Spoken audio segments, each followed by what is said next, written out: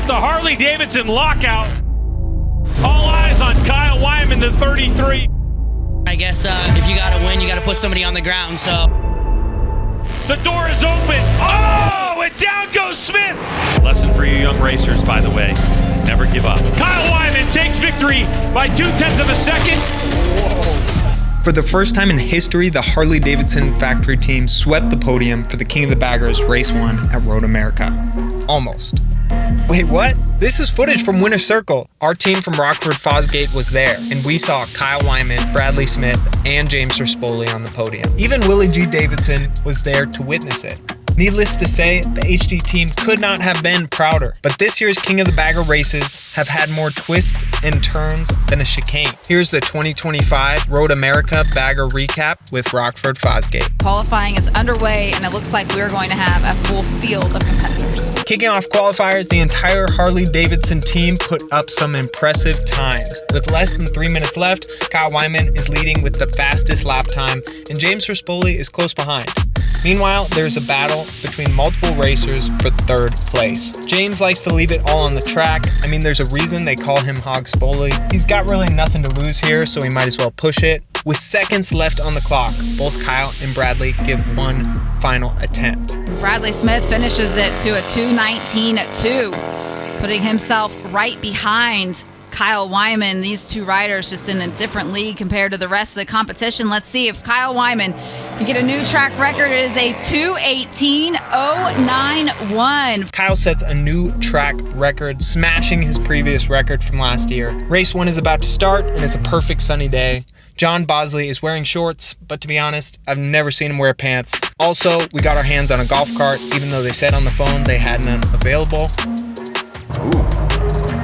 Peppy. It's a little spicy on the throttle. I am fully to the floor.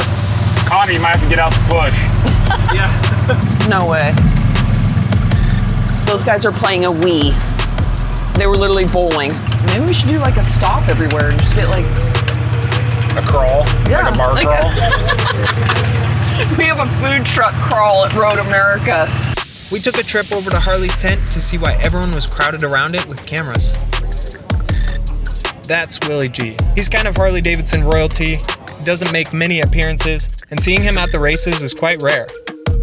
Somehow Moto America pulled some strings to get us on the grid before the race and watch as the racers took off.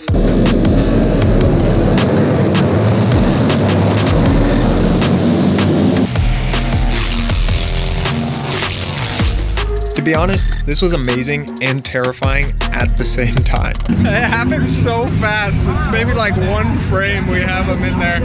It was hard to move the camera fast enough to keep up. John caught on his phone but nearly dropped it in the process. Greg Cobbs had to change into a new pair of shorts afterwards. Kyle and Bradley got an incredible lead, and James Rispoli duked it out with Troy Harfoss until the very end. One of the hardest fighters in this category. There goes Rispoli, but it's a long way outside for Rispoli. Up the hill they go. Is that draft going to play a role? Smith, not having it. Kyle Wyman takes victory by 0.2 of a second. And the other battle coming to the line is Rispoli gets the Harley Davidson Lockout. For Harley, it was the perfect ending to the perfect day. But the races were not over yet. The next day, right before race 2, we met some CVO RR owners and took them for a ride around the track in our new favorite motorized vehicle. Okay, ready? Slam on it. No, they're weak. They're weak. They're weak.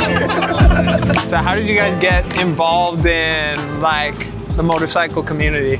I think I was 2 years old and my brother was 6 when we got our first motorized vehicles. Yeah. And we've been motor fanatics ever since. So this is your first King of the Baggers event. Do you think you guys will go to more? Absolutely. Take a ride? Oh, I don't have a blinker. We already scheduled, last night we did the plane tickets and everything to go up to Jersey for the bagger races. Oh, sick. Yep. So on top of HD fans, we've been Fosgate fans for forever.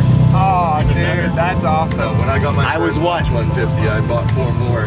I was what, 12 when you got your first Rockford setup? Like, what music do you listen to while you're on your bike?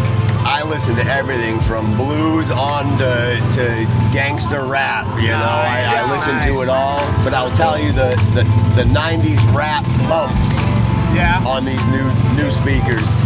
As long as you know where the braking gas is, that's all that matters to us. Works like 5 seconds after I press it, so. If you hit the top, it feels out. Go as fast as you can. Look, go as fast as you can. Really? Hang on back there, Tammy. Now lock them. Lock the top. No.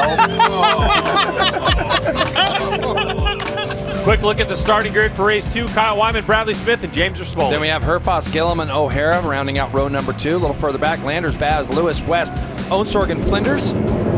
And we are on our way. Greg Camp Peterson's rounded out that last row. The riders are off down and going into turn 1. Starting off race 2, Troy Harfoss gets a great start, pulling out in front of the pack with Bradley close behind. He plays defense for the next few laps until Bradley finds an opening. There's going to be 2 laps to go as Herfoss has a look over his shoulder, and that's going to be enough for Bradley Smith as Herfoss pinches him off the edge of the line.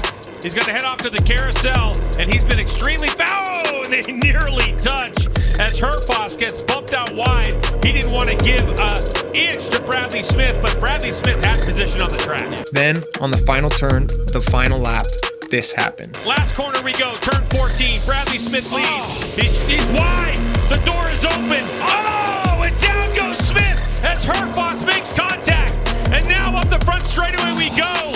And it's going to be Rispoli in the draft. Can he pull out? No, it's going to be Troy Herfoss with the huge win. Number 1, Troy Herfoss. Needless to say, this was an awkward winner's circle. And if things couldn't get worse, a few days later, Moto America posted this. In spite of all this, the factory team still brought home some massive points this weekend, and Bradley fought to push his barely functional bike across the finish line. Lesson for you young racers, by the way, never give up. And even Willie G went home with a first place trophy gifted to him by Kyle Wyman. The Rockford team wants to thank Moto America for providing us with footage from the race. As proud partners of the HT Factory team, we want to thank the racers and pit crew for pushing the limits in every race. If you're interested in a sound system that pushes the limits, check out rockfordfosgate.com for premium audio solutions that work on any motorized vehicle. Finally, if you enjoy this type of content and want to see more, let us know down below. Stay classy, San Diego.